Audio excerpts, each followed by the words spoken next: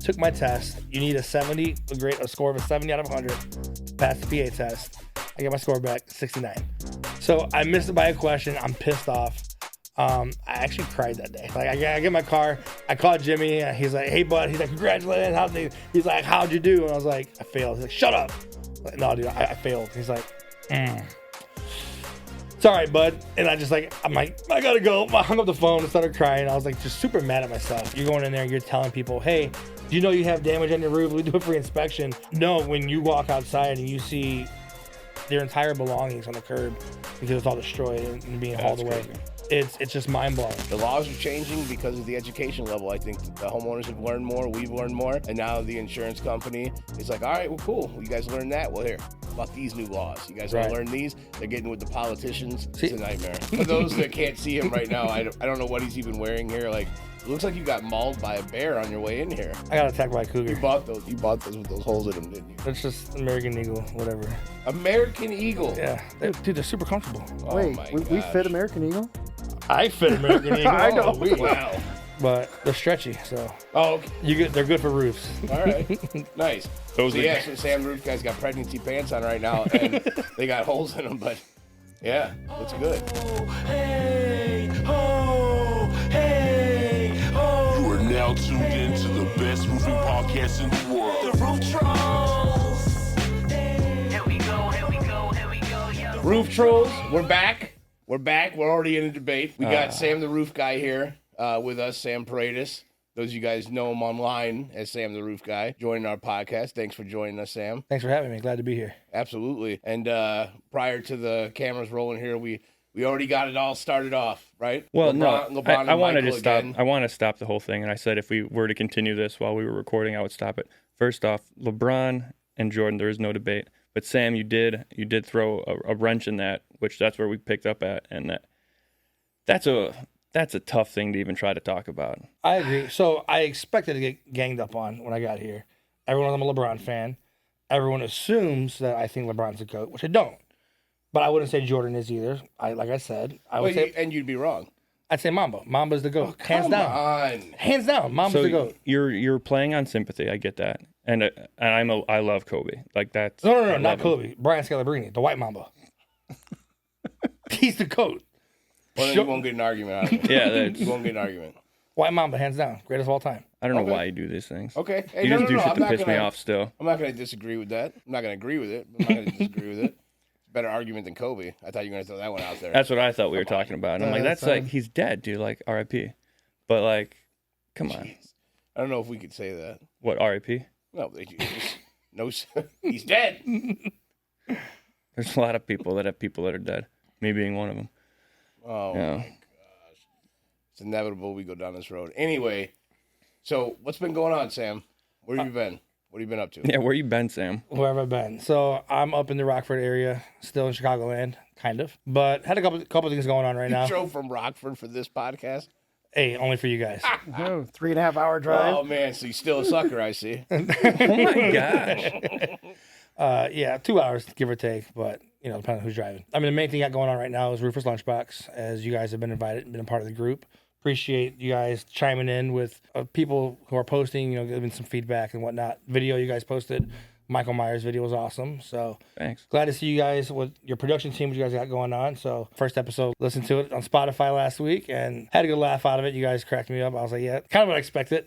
Telling a story, but at the same time, a bunch of jabs being thrown at each other. So yeah. Expect nothing less. Yeah. But like those pants. For those that can't see him right now, I don't know what he's even wearing here. Like, it looks like you got mauled by a bear on your way in here. Something like that. You didn't buy those like that. I got attacked by a cougar. You bought those with those holes in them, didn't you? Yeah. How much you pay for those? I don't know. They're on sale. Yeah, $350. Yeah. Jeez, dude. They weren't $300. That's just American Eagle, whatever. American Eagle. Yeah. Dude, they're super comfortable. Oh Wait, my we fit American Eagle? I fit American Eagle. I know. Wow. But they're stretchy, so. Oh, okay. They're good for roofs. All right. Nice. So Sam Roof guy's got pregnancy pants on right now, and they got holes in them, but yeah, looks good. So one cool thing with Sam being here, obviously he's semi-promoting what he's got going on and helping us out, but we all know Sam personally outside of this. I think before we talked about how Elijah and I got into the industry, but at that same company is where we met you. Yeah. So that's kind of fun to know that. I give a lot of people kudos to that, but as crazy as that company was, and not to get off topic of how we met you, but like everyone was at that company has kind of, I know you had worked somewhere else, and a couple of our like friends that we still, look at to this day, but everyone that was there at least during that time has gone on to still be in this industry and be successful. So as For sure. tumultuous as that, I'll say, relationship was for all of us, because I know we all left at different times and all that stuff because of, what was there. Everyone's gone on to still be, relatively successful. So I do give, shout out to, Mid-America when it was around. Like everyone that was there, went on to do something with themselves. So, there was something there with the culture of like us and the craziness that was there and how we met you and, For sure. some other guys. Shout out to, Brandon Delk, Jimmy Up Churches has his own thing. Brandon, again, has his own thing. Josh Cohenhoven has his own thing. Like everyone that was, Ryan Ward has his own thing. Like Blake has his own Blake thing. has his own thing. So again, whether we're all super tight now or whatever, we all were at one place together. For sure. Just as salesmen, like I said, I started as a canvasser with, Willie Woods is over with Angie is over with Josh, but a lot of the people that were there are still successful. So it's kind of cool to still kind of catch up with other people to be like, damn man, like For sure. I would say that was one of the best atmospheres as far as sales go. I'm having a competitive sales atmosphere with Jimmy, the way he ran the sales meetings. They got you ready to go out there and battle for the day. And so I give a lot of credit to where when I got into sales management after that, I would reach out to him sometimes and just ask, how do you deal with this? One thing I've been told is I have a problem with talking to people sometimes as far as explaining things without belittling or being an asshole, to put it frank. And so I would think back sometimes as, what is it that we were doing, or what was it about the culture there that made us want to go out there and kick ass? 'Cause at the end of the day, we had a great sales team. It wasn't necessarily the most skilled sales team. No. It was just that bag of mixed candy that, there's a little bit of everything in there. But everyone came together at the end of the day. We were competitive. We pushed each other. Plenty of smack talk, but we pushed each other to be better. I think it was just fun. Yeah, for sure. I talked to, my wife, you've met Lauren, but talk to her, and even when we talk to our friends, and we have new people that come in and they're sales reps and everything, and then we tell them our stories, and we want to get our team to that point, because that's what I go back to, is when I talk about when I was a door knocker, was Mid-America, and then I went to Lux and then RBI, and all the transitions from even different levels within those companies, which sometimes was a joke and sometimes it worked out and sometimes it didn't, which we all obviously know how some of that places For went. sure. But we had fun. At least in Indiana, we had fun because We always had fun. we crushed Illinois' ass all the time. Oh too. my God, I was But- ganged up. You guys, there were like 12 of you and 2 of me. Well, if you never would have opened your mouth, that was the thing. Is like you would you talk. came into the meetings, talking. You would talk smack, and you would and then travel from Illinois to be part of an Indiana meeting for no reason other than to talk shit. It's like driving from Rockford to come to do a podcast. Exactly. Like you're stupid. Well, you know what? It only took me about a year, and then I joined the club. I started doing business in Indiana and never left since. So It was just, dude. It was just like it was fun. Like I talk like. It's like me and Josh, right? We're still good friends. I was just at his Halloween party, which is also like his anniversary, right? They got married. But we still talk like how sometimes we wish it was back. Like we would just go out, get a couple signs, go get lunch, have a couple beers, maybe go back to work, maybe not. But when it came down to the meeting, we had, 8 signs for the week, 10 signs for the week. We had money coming in. And that's like, I think the big difference that we were fortunate to have each other, even though we were all different. Because, at the time, we were salesmen. Willie Woods was there, which if you don't know who Willie is, Shout out to Willie Woods. he was super young, super charismatic, had, energy. Very much so energy. He would light it all up because he was just the young guy, right? This guy, Willie, who's just like, what are we doing today? Where are we going today? Oh, you need to get on a roof? I'll get on a roof. And then that like bright ass smile. So the energy we had is like, it's hard to explain to like our reps now because we do our meetings here. So we move all the tables out to do this. We're trying to explain to these guys, man, like you got to have fun doing this. Like, For sure. Outside of the whys, all the pseudo sales stuff, like you got to find a way to have fun and then you'll crush it. I think there's a couple of things that are key difference though. Number one is, I sound old when I say this, this generation's not the same though. Like just the younger generation coming in, it's not the same. There's so much political correctness or incorrectness that you can't talk the way we talked. You can't shoot the shit the way we did without offending somebody or someone saying you can't say that or you can't do that. I think the other big thing too is the industry has shifted and changed. At the end of the day, the market's changed, the industry's changed. People are more experienced, people are more knowledgeable than they were back then. So before, we were the only company out there. So we can send 10 guys to an area blitz it every single day of the week. And we might see one or two other companies and we laugh like they see us, we're 10, 12 deep. They're like, all right, I'm going to go somewhere else. You can't do that anymore. At least I can't speak for Northwest Indiana, but being in Chicago, you know, out in Illinois. We just talked about that the last podcast too. That's a completely it's a different saturated market. Yeah, it's fun. Every day, 15 new roofs pop up in Illinois. You can't go into after storm. Right? We could work an entire season in an area and be the only team out there. Now, I mean, Carpentersville got hit about 8 weeks ago. I went out the next morning and I'm like, all right, I'll start knocking around 9:30, go out there with the guys. I get out there and it's flooded already. There's trucks everywhere. I knock on someone's door at 9 o'clock in the morning. And they're telling me you're the 8th guy to stop by. I'm like, it's 9 o'clock. We jumped on it early, so Michigan City, Indiana got pelted, 3.5-inch hail. We were out there. I literally drove my car during the back end of the storm, got into homeowners' houses. We were signing contracts while the hail was still in the yard. It hadn't even melted yet. And when we got off the first roof, there was like 8 contractors out there already. It's insane. Literally that quick, and coming from all over the place. You know, all from Mid-America. They all branched out. Yeah. It's crazy, man. It's crazy.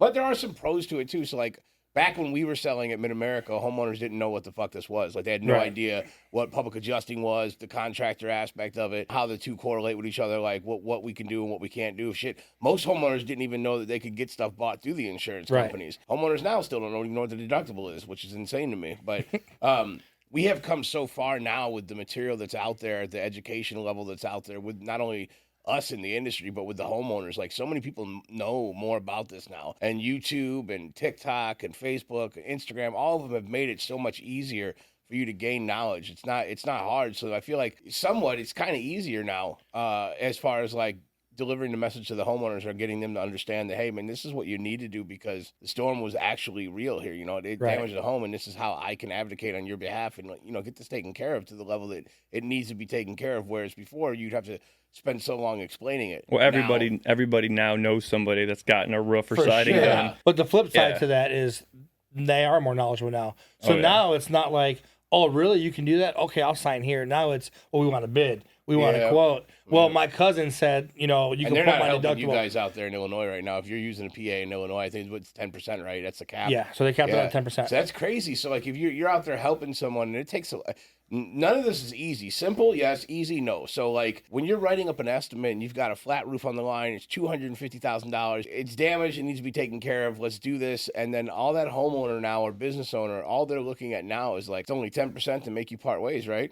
And then I find somebody who could do it much cheaper, and then I pocket this. And they say that they, being the insurance companies, tell us that they're not wanting to profit off it or they don't want people to turn profit, but you're like laying it up for them to be able to do that by locking it in. I know it works hand in hand because there's bad PAs out there too, but in the grand scheme of things, 10% is not enough of a PA fee to make someone decide to walk away. That's I mean, I'd do it. If you came to my house and it was $30,000 for a roof and siding, and you wanted to lay out all $30,000, jack it up to $80,000. Yeah. I'm just I can get out without having to pay my deductible, and I'll find a crew that could do this for like 15, and then pocket 15. Like, what am I even talking to you for? And how much does it cost for you to go away? $3,000. Okay, so I still make 12 out the end of this. Okay, see ya. Like, that's an easy deal, and it sucks, man. It sucks on our end that that's something that we even have to encounter, but the laws are changing because of the education level. I think that the homeowners have learned more, we've learned more, and now the insurance company is like, all right, well, cool. You guys learned that? Well, here. How about these new laws? You guys want to learn these? They're getting with the politicians. It's a nightmare. What's crazy, though, is people are going to see this podcast who are not from Illinois, and they're going to have no idea. Like, what do you mean 10%? I think it's more so because in this market in particular, we're used to being able to be the contractor and the PA on the same claim. Yep. In most markets, you can't do that. I mean, Illinois is one of only 2 or 3 states that allow that. At all. So we're used to saying, yeah, sign his PA contract. We're going to raise it as much as we can, and then we're going to build a job and make all the profit. Where most public adjusters in most states and most regions, they're only able to advocate and charge that percentage, and that's it. They can't build. So it's a little bit different. It's a learning curve in this area. A lot of companies are having to adapt because they're used to being able to be both. The difference is before having on there, if you decide not to use me, we're going to charge you 30%. Most homeowners were weary and said, well, we might as well let him do the job. Now when they're saying, well, you're going to raise it and do as much as you can, and you're only going to charge 10% to walk away, here. It's a learning curve for this market in particular, but I think some people are going to watch this in Florida and other states and be like, what is he guys talking about? 10% is the standard. Florida and Texas, they're their own, that's a whole new animal in themselves on each one of them, too, because Florida's so against door knocking. and public adjusters, and then Texas just prove it, prove it, prove you did this, prove they paid the deductible, prove that you built this, let us go out there and check it, we'll go re-inspect it, prove you got a license, prove everything's up to date. Like, it's just chaos out there. We had the privilege of knocking in Texas a few years back in Pflugerville and Austin area. So it was fun, going out there and seeing like the level of damage that they have. One of the girls that I was with, that I got paired with to go knock, she was like, had been doing this for like 6 or 7 years. She's like, yeah, this is an area we don't really work that often. She's like, once in a blue moon. She's like, they had an old storm. It's like 3-4 months old. I'm like, 3 or 4 months, that's an old storm. She's like, well, we get a lot of them. And I'm like, yeah, no shit. Yeah. So I go out there and there's spatter all over the AC unit, spatter all over the vents, spatter on the side of the house, just everywhere. Just true markings of real hail. And I'm like, the fuck? Like, let's sign this. Right. And she's like, I don't know. We gotta do our 10 by 10. I said, 10 by 10? Everything's just rock, bro. So I'm circling all this stuff. And she's like, yeah, I got 15 here and 15 there. She's like, I usually like to get like 20 or 25. She's like, before we file it, because of how strict they are. And I'm like, you guys are nuts, dude. We ended up filing the claims, long story short, but I had 2 of them out there that got bought. But it's like, dude, what they have in their backyard is just something we dream of. But then you see the provisions in their policies. You see the ridiculous deductibles that they have. And how saturated their market is. Like, man. You think it's bad here. Texas is way worse than Illinois. That's why I said it's its own breed, man. We were out at RoofCon last week, and the market's crazy, man. There's so many roofing companies that were out there from Florida. And they made up like half the event. It was all Florida roofers and stuff. But other roofers came in there, too, and it was a great event. It was really, really fun, actually. But Orlando is just full of roofers now, too, everywhere you go. When we were flying in, it was crazy, too. The hurricanes and stuff like that. See but the I haven't tarps been out everywhere. there. Just everywhere. Flying right over these neighborhoods, and there's just blue tarp. Yeah, it's just crazy, man. So whoever came out here and laid the tarps out, they got paid. I worked a hurricane in Louisiana, Hurricane Ida, back in 2021. So we had a big storm in 2020, March or April 2020. We had a big storm. In Illinois, we got 1 year to file a claim. We didn't get one in 2021. So we had a couple microbursts, small storms came through, and our company struggled. The company I was with at the time, we weren't licensed, and so we couldn't partner with the finance company. In Illinois, you're legally allowed to operate as a roofing company if your subs are licensed and you display that. So as long as you're upfront and you have the subs information, they're licensed, legal. So that's how we operated. So the company I was with, we weren't licensed, but we did insurance claims. And so because we didn't have a financing partner or a company we could offer financing with, because we didn't have a license, we couldn't do any retail. And so not having a store, not being able to offer retail, we went from doing $6.5 million in 2020 to we probably did 2.5-3 million, and a lot of that was rollover from the year before in 2021. And so, we lost a lot of guys. We struggled. We opened up an office in Indiana. We had to close that down. We had a lot of projections, and things just didn't go right by not having a storm and not having the ability to offer financing. So I decided to go ahead and go down to Louisiana for the winter, work the hurricane, and just flying into New Orleans and seeing just blue everywhere. It was heartbreaking. It really put a perspective, like, I'm not just here to make money. Like, this is people's lives here. Like, I'm used to working hailstorms and windstorms, where you're going in there, you're telling people, hey, do you know you have damage on your roof? We do a free inspection. No, when you walk outside and you see their entire belongings on the curb because it's all destroyed and being hauled away, it's just mind-blowing. And so that was the first time where I had just a more respect for the quote-unquote storm chasers. There's a lot of guys, bigger names in the industry, who they're known for traveling storms, hurricanes all the time. A storm hits through, up and packing, and they're gone. We've never had to do that for the most part. I didn't up until that point because I'm like, well, we're not storm chasers, we're storm catchers. We get hit with a storm every year in Chicagoland. But that perspective, just the amount of an impact that you're really having on some of these people's lives and what we do. We say we do this to help people. That was the first time I really felt like I'm actually helping folks here, because their lives, it's not like, well, you might have a leak, let me help that. It's, you have a hole in your roof or your entire house is flooded. And it's just, it really opened my eyes to, the kind of impact that we can have in this industry. And just to see the devastation people were going through was heartbreaking. So that's you knowing that. Obviously, you've been doing this for a while.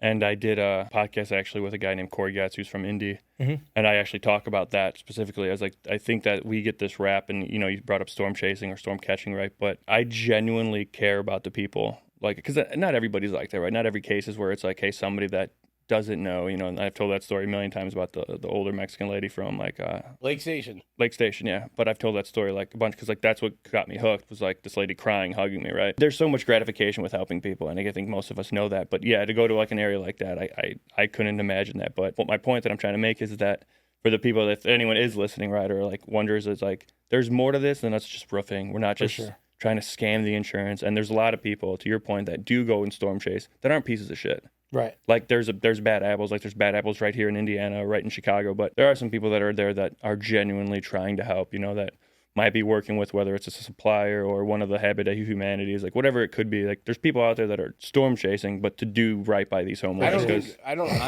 don't think that half the people out there listening or watching even know what a storm chaser is. They throw that term out there so much. You're right. We hear it's ambulance chasers or storm chasers. Like, that's all we hear about. It's like, dude, you literally don't even know what you're talking about. First off, you have to explain to them what an out-of-town roofer is, too. As we go to Michigan City, dude, one lady put up a post in Michigan City. She mentioned us, not by name, but I know that it had to have been directed at us and several other contractors. She had a whole list of it. And she goes, some of these companies are traveling as far out as Hobart, Indiana. As far out.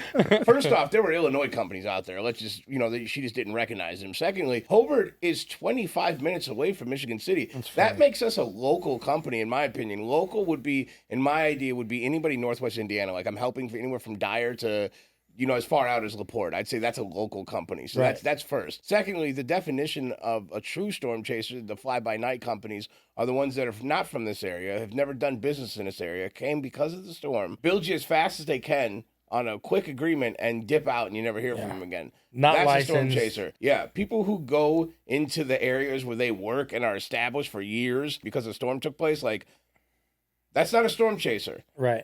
And yeah, we go after the damage. Like, if a storm is coming in here damaging people's homes and properties, why would we not want to help them out? That doesn't make any sense. I'm sure I could pitch out roofs all day long to people, out-of-pocket retail, but we're blessed with the opportunity to not have to do that. We have another avenue here in the Midwest, and the weather is nuts. Well, it's still an ignorance thing. Even some of our friends that know us, know what we do, they still assume that we're scamming somebody, or we're trying to pull, the fleece over, or you're going to make my rates go up. And it's like, your rates are going to go up regardless. Right. For a multitude of reasons, none of which have to do with really right now, more so because the home values in Northwest Indiana keep going up. That's why. So your home rates should go up every year. Right. But you don't even know that because you don't know enough. And you're the not ones educated. who don't want to do that for the property anyway, your rates have gone up since you've been there regardless. You bought this house in the 70s. You tell me you're paying the same insurance rate. No. Inflation's real, people. Like, it's going to go up anyway. Typically speaking, how it does go up is like he alluded to. The insurance company has funds that they put aside for each zip code. People in that zip code take out claims for the storm. That's specific storm date. There's money put aside for it. Once that money empties out, everybody's rates go up. This is common knowledge. But when you say something like, "Oh, I'm not going to go forward with this because I don't want my rates to go up," all you're really saying is, "I'm okay in building up my neighbors' houses. I just want mine to keep looking like shit." Not only that, here's a funny thing: when people say, "I don't want rates to go up," are they expecting their rates to shoot up $300 a month? Like, at the end of the day, if the insurance is going to pay out 15 to 20, let's say the average roof $20,000. If they're going to pay out $20,000 for your new roof and they raise your rates $30-40 a month, it's not really that bad of a deal in the long run. It's not. No. They don't shop around. Right. You know what I'm saying? They raise your rates up. And they're threatening, hey, we're going to raise your rates up because you actually had storm damage for the first time in 20 years. You took a claim out. Well, you know the reason for that. It's easy. My agent's my friend. Right. Well, I went to school with my agent. He wouldn't lie to me. Yeah. So the guy who gets paid the bonus at the end of the year based on how many claims you don't take out. For sure. So I love agents, by the way. Shout out to all my agents. You guys know what storm damage looks like before you even get there. Shout out. Oh, you don't need to file a claim. My agent said there's no damage on my roof. Did he go on your roof?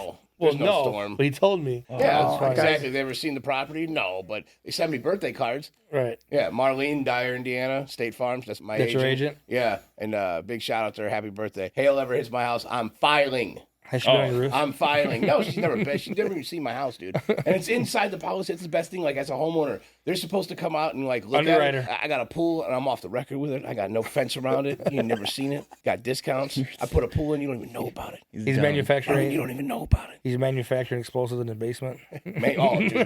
Dude, cooking meth. Like, we got a whole bunch of. It's Indiana, baby. It's the Wild West out here. Bang bang. So she's never even seen the house or anything like that. But yeah, rest assured, if something happens in my home, I'm taking a claim out. Yes. So one thing, pay homeowners insurance for. Angela, you know what I'm talking about? Oh, yeah. That's Mr. Two Claims over there. That's what we call him now. Two claims? Yeah, he put a hose. He literally put the hose to his window and shut it and turned it on. Went to work.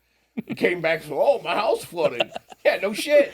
It was the wet bandits. Yeah. So I'll give you listeners a nugget here. The way I normally handle, because the situation, I want my rates to go up. Most people in the industry are going to respond with, "Well, just so you know, the way it works, you can't At the end of the day, if the homeowner is genuinely concerned about the rates going up, no matter what you say to them, it's going to go in one ear out the other.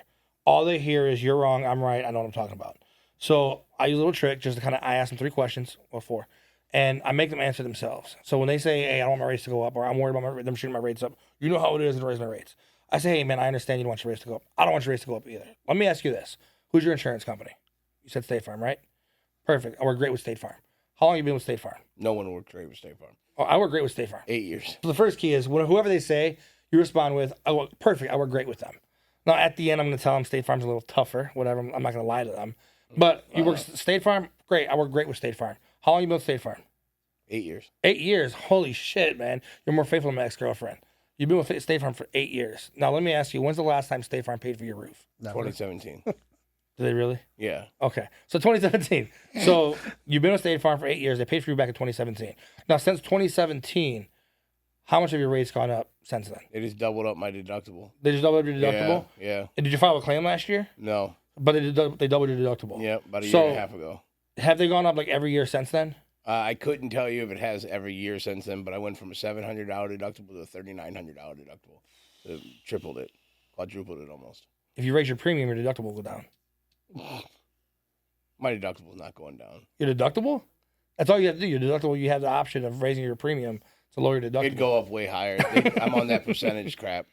So they go off the percentage of the house value. So you had your roof done in 2017. So obviously your case, that situation, realistically, you probably don't need a roof. Your roof's 5 years old, right? If they said the roof's a few years old, then obviously, okay, your roof's only 4 years old. Yeah. They probably don't need a roof. No. But most of the time, they're going to tell you, Unless I've they're been in with Michigan City.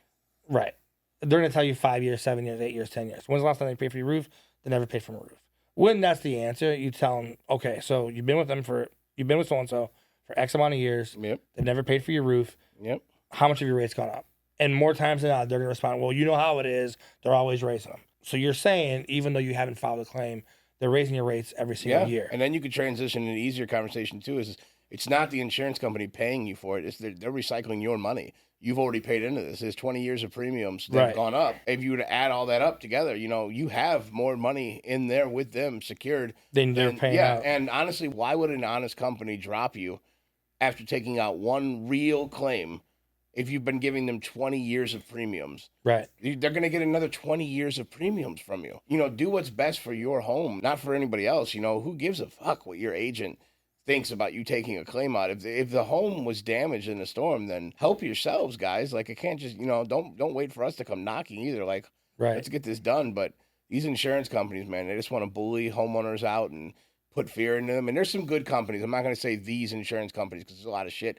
Contractors too. But in the grand scheme of things, when I see, and I'm in this, daily, we're all in this industry, we see it more often than not. The agents really are trying to protect the house more than they are the homeowners. For sure. Not the homeowner's house. When I say protect the house, I mean, State Farm agents are protecting State Farm. Allstate agents are protecting Allstate. They care about the shareholders and the bottom dollar, and you see it. You mentioned one thing, too, is, they're constantly changing laws and different things. I think the most frustrating thing I've come across recently is these, I call them bullshit RCV policies, the RPS ones, where you have the roof payment schedule. They wrap it up as a RCV policy. Dude, it's so bad. And it's not. Like I just had a client, and his roof is, quote unquote, fully approved, fully paid for. It's a $22,000 roof, and he's got to pay like $14,000 out of pocket because it's an RPS policy. He's got a $2,500 deductible plus the extended part out of $10,000 almost. He's paying out of pocket, and that pisses me off because. Let me stop here real quick. When you explained that to him, what did he say? Because I have an idea. Yeah.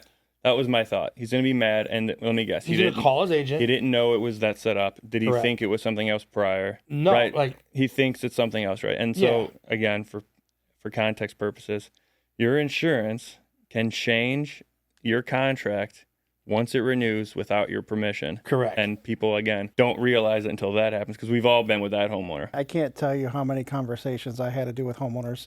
Last 4 years, I've been writing work contracts for every company I've been with. It's over $40-50 million. I don't love all those surprises, but I kind of educate them and explaining that to them. Hey, this is what your agent sold you. This is what happens. This is what they do. Exactly what you said, Angelo. All to renew, you got to read that document. My wife knows everything that comes from the insurance, give it to me. I caught my last insurance company making a switch, and no, I contested it. Ended up leaving them. I went to a different company, but it's like every person I've met, like, let me give you a free tutorial of what your policy is. Know your deductible. What is your out-of-pocket? There's some of the exclusions, Marin exclusion, all this stuff. Yep. And that's something that we offer. Is like, hey, when we meet, just like you, I'm sure you said, just, hey, FYI, here's some free information. It's good for you. Spread the word around. The golden goose, I mean, as far as policies, is the matching. I'm like, go get this. This is what I did on my house. I made sure I have this in case, you get that half approval or whatever it is. But yeah, we do our part, but it's like, man, insurance companies, they're sneaky. Yeah, people who are listening, if you are a homeowner and you're on a policy that's over 10 years old, you should go back and look at it. You should have your agent send you an updated policy and, read it. Make sure you're still under the same one that you signed on. That's a real thing. After 10 years, 20 years, these guys are switching them over to ACVs. And then, what's even more alarming is the amount of homeowners that just give up at that point. They're like, oh, yeah, there's nothing I can do. Well, what do you mean, dude? They changed this without even talking about it. Like, I'd say take it a step further. Reach out to guys at Roman's Roofing. Reach out to myself online. Yeah. And say, hey, can you read this? What does this mean? What kind of coverage do I have? And I'm sure you guys will be willing to actually educate 100%. the homeowner. Oh, yeah, we put out videos telling people to send it. And some have. Some will send us scopes. Some people come into our office. They have an approved scope. They don't know what to do with it. We go over it with them. We don't even push the business. It's like, hey, just so you know, you have a full approval here. Right. I'd love to do the work with you. Stand here and sign. Since you came to my office, you can't leave till you sign. No, we just tell people, hey, man, this is what it is. And, thanks for coming in. And yeah. The one that sticks out to me the most, I had a client out here when I was working in Indiana, in Valpo. He was an old guy. He had a roof, fully approved. Gets the paperwork back. We sit down, ACV only. And I explained it to him, and he's like mad. Like, no, I have replacement costs. I've always had replacement costs. And he's one of those guys, 20 years, never filed a claim. I have replacement costs. We call his agent. And on the phone, his agent tells him, well, when you got renewed, I switched it for you to save you some money this year. And it literally ended up being like $200 on the year. So he saved him, quote unquote, $200 on the year, and ended up costing him like $6,000 out of pocket because it switched over to an ACV policy. Our agent tried to dupe Amanda like that. It was like $12 or $15 a month we'd save.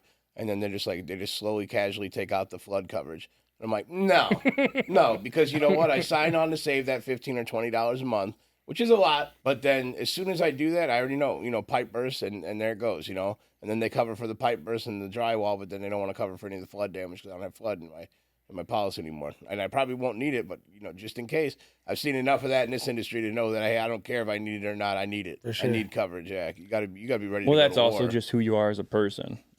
You try to have the best of the best. You want to have everything. You're a big guy. You're a glutton. Yeah. And I'm glad that the cameras are on right now for the guy that's telling me that I'm a glutton and I try to have the best of the best. Well, what's his hat say? Stay paid. Stay Which, paid. I'm not gonna lie, I've been eyeing the hat. No, it's a sweet hat. It's a cool hat. He got at RoofCon. So got it from RoofCon. Yeah. Company Stay there paid's telling me about money. is in kind of accounts receivable. They basically they get all your money collected, right? And we may do business together, so I'm gonna leave their name out of it right now. I don't want to. Okay. I was showing to stay paid. Yeah, but no, dude, they had a really dope. They had this hat, and I for sure was like, I'm gonna get one of those. And they had this like Monopoly guy. We all got the shirt. Bro, yeah. They had by far the best like marketing. I mean, you've probably heard of them, like companies that like they'll upfront your ACV checks or whatever it is. Like sure. they collect it all. Like they take care of all your accounts receivable. Cool dudes. It's like 2% or 4%, whatever. I'm not even sure. I have a Zoom set up with them next week, but dude, their stuff was just a shit. The shirts, yeah, it's like the little Monopoly guy with a money bag on him, and he's like running across it. It says "Stay Paid" on there. It's so cool, nice. dude. Yeah. So but yeah, the hats are cool, but it's just not my style. No, it's just a super arrogant thing to have on a hat. Stay paid, like it's in the roofing industry. 100%. It fits you perfect. Yeah. No, for sure. Because I'm mustache. Yeah. So you guys went to RoofCon was that last week? Yeah. How was that? Did you guys? It's okay. So I've never been. So I've been to Door to Door Con, which we did in Utah, which I think we're gonna do regularly. Shout out to Sam Taggart. Yeah. But as far as like these, I've never been to IRE. I haven't been to the other ones. So I know you guys have like done some of this stuff in the past. So for me to compare it to, and again, he had to bring it up. He had to bring it up when the storm. So for the I don't think he knows about that. So for the record. At a previous company. Which I heard it sucks now anyway. Yeah. When DeMonico was on it, Josie took it over now, and I don't really know how it goes. But you know what I do know is that I got strung along on there. I'll share my story real quick, though. But, yeah, they fucked me. So when the storm asked me they submit a video, I submit the video. The lady who runs the things, I'm trying to get on a panel. The lady who runs the whole thing, she's like, yeah, you need to send another video. We really liked it, blah, blah, blah. I got the message to prove it on my phone. Send her another video. So about a week and a half goes by. I'm like, hey, what's the word? I'm trying to So waiting for your check. trying to figure out what's going on. No, dude, I just wanted to sit on a panel. So I'm Right. like, well, what are we doing here?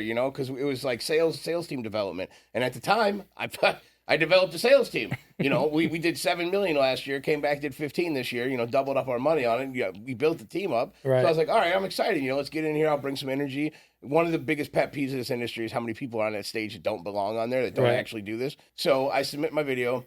So then nothing happens. Phil Townsend and me are talking from Beacon. He's got a relationship with Josie. So he passes the information along. So then Josie messaged. And then I'm like, hey, man, I'd be honored to go on there. He's like, yeah, you got to go and you got to vote. You got to, get a bunch of people to vote you in. Here's the video. I'm going to upload it here soon. Go on there and handle it. I said, all right, cool. So I go on this video, this ad that he's running. Josie is for Win a Storm. And this is last year's Win a Storm. There's this, who wants to speak, who would be a good person at the panel, vote for your person or whatever. Whole sales team, dude. Everybody I work with, everybody just goes on there, floods the whole thing out quickly, dude. Like 26 comments, my name. Then people that we didn't even, that don't even work with me, still started tagging me and stuff, like other people that I'm friends with out in the industry. So I'm getting tagged left and right. Post comes down, radio silence for like 3 weeks. So I messaged Josie and them on there. So she comes to me and she's like, yeah, the slots are filled. And I'm like, really? You guys probably could have told me that a few weeks ago, whatever. So I'm a little bitter about it. But listen to this. So then Mike Cortez, the national adjusters, who actually did go out there and buy a booth, the guy on the phone goes, hey, don't worry about that. I'm going to get your boy in. But all you got to do is buy the floor passes from us, and I'll get your boy in there. Typical sales Right. bullshit. So Cortez spent it, dude. He literally brought national adjusters there and spent the money putting us in there. So he gets in there. They ghost town me. Mike hits him up. He's like, hey, man, I bought these tickets. Like, what are you guys doing? Win a Storm was like, oh, yeah, sorry. We already booked those up there. So, yeah, I was like, oh, okay. Well, cool. Well, fuck Win the Storm. And I won't go to it anymore.